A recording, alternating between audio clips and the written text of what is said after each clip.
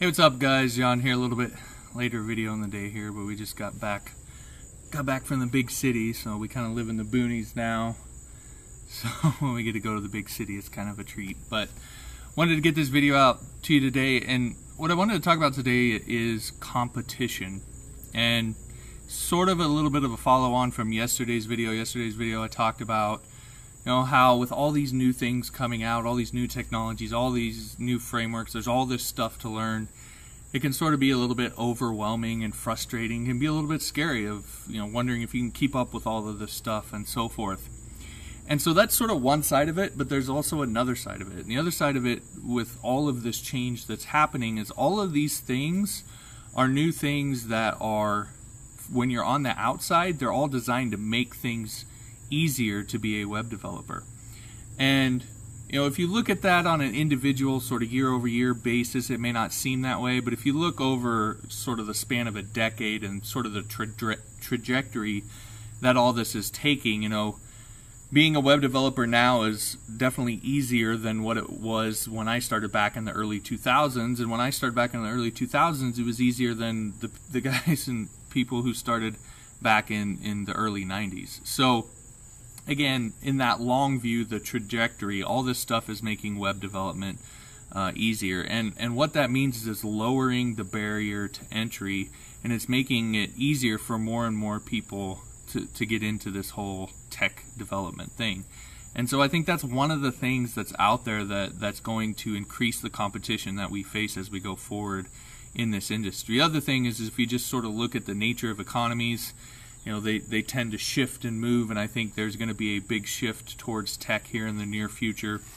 Example of this, if you look at agriculture, you know, back in the early 1800s, you know, it was about 90% of the population was in agriculture.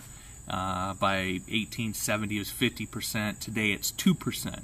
Well, all those workers had to go somewhere. They were displaced. They had to move into something else. One of the things they moved into is manufacturing. So in 1910, I think it was 32% of the population in the U.S. was involved with manufacturing. Even in the 70s, it was still high as 30%. Today, it's down to 9%. And, you know, you hear politicians and people talk about this and all that sort of thing, but, you know, those people have to go somewhere.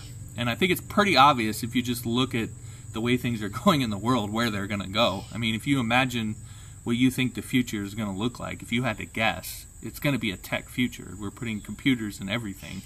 You know, smartphones, refrigerators, there's even a smart toaster out there that has a computer in it. So, again, it's going to be a very tech-heavy future. Our kids especially are going to have grown up with all of this stuff.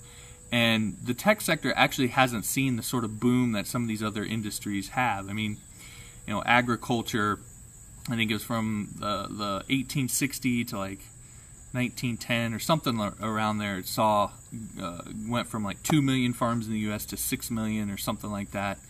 You know, and so farming saw this big boom. Manufacturing had sort of its boom period. We haven't really had that in tech. Even in the dot-com era, it was only as high as 4%. It dipped back down, and now we're about back up to 4% again. So I think we've yet to see the big boom in the tech industry. I think that is coming, and I think that is another thing that is going to increase the competition in our industry.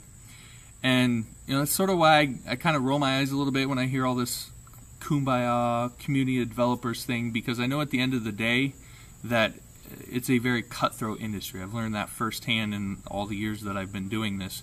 No one is going to say, hey, I got this job or this client last time, you can have this next one, or I got this job last time, you can have this next one. No, everybody is fighting tooth and nail for every job. And so sort of the point of all of this is just to point out that you really have to embrace this idea of competition, to realize that to be in this industry, you're going to have to compete, and you're going to have to compete and win.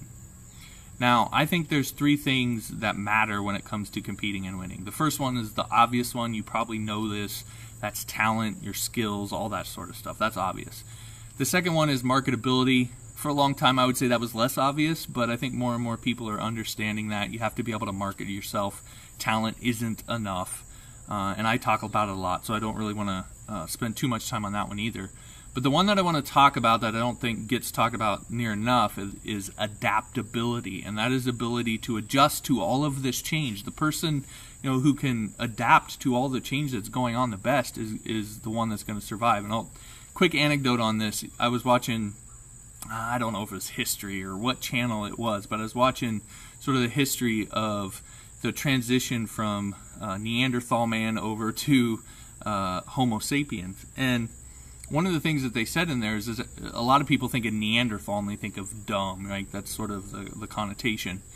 And one of the things they said is that it's actually sort of a misnomer, because all the archaeology that they've done and all the stuff that they found shows that the Neanderthals actually had a little bit bigger cranium than Homo sapiens, which means the reason they had a bigger cranium is because they had a bigger brain. And when you look across species and subspecies, what makes a particular species smarter is the size of their brain, right? We're smarter than birds because we have a much larger brain than they do. So the reality is that Neanderthals were actually probably smarter than Homo sapiens. However, Neanderthals had, they had their throat and their tongue and their esophagus was shaped a little bit different. So they had a wider, sort of fatter tongue, and it sort of sat down back in their throat a little bit more. And so they were only capable of making about 14 different sounds, whereas Homo sapiens had narrower, sort of thinner tongues that stuck out. Our tongues sort of stick out a little bit more, and so we're capable of, I think, dozens or even way more, exponentially more sounds than what Neanderthals were. And so that allows us to develop really nuanced and sophisticated language, and that was the thing that allowed us to essentially outcompete the Neanderthals and be the subspecies that evolved to be what we are today. So it wasn't intelligence. It's not all about intelligence. Adaptability plays a big part of that, and the ability to adapt. Now, I think in our industry, with all the change that's going on and everything that's happening, the most important thing that you can do to be adaptable is to make a serious commitment to your education. Now, I know when I say that, a lot of people will be like, yeah, well, duh, right? We sort of know that. But I want to point out and sort of challenge you on this a little bit, that there's a difference between knowing that and actually doing something about it. And the example I'll use is the fact that I spend about $200 a month purely on training and education. And one of the things that I spend that money on costs me $100 a month, and it's $100 a month for a print newsletter. And if you just sort of look at it on your face, you might think, you spend $100 a month for a print newsletter and you're a web developer? How does that make any sense? But that print newsletter, I can specifically point to before that newsletter and after that newsletter and see how my income changed as a result of that. And it's worth 10, 20 times what I pay for it every month easily. So again, that's the value of finding education and finding the right education, and I would happily pay more than $200 a month if it ever becomes necessary. So again, there's a difference between knowing it and talking about it and actually making the commitment. And so what I want to encourage you to do, and why I made this video, is I really want you to encourage you to get serious about your training and get committed to ongoing training, on a continual basis.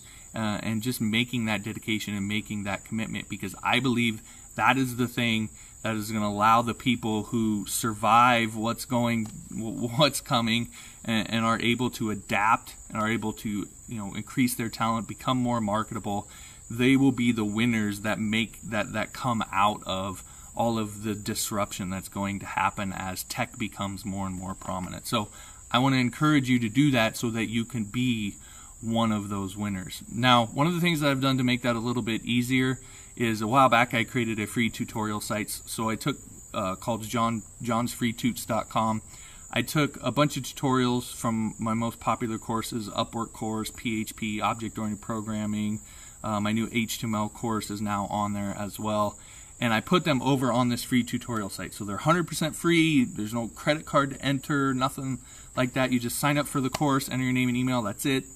And you'll get full access to all the lessons that are available there on that particular site. So again, that's johnsfreetoots.com. I think that's one way that you can start making that step towards making a commitment to your education. But whether you do that or not, again, make sure that you understand the competition that's coming and what you're going to have to do in order to be able to compete and win.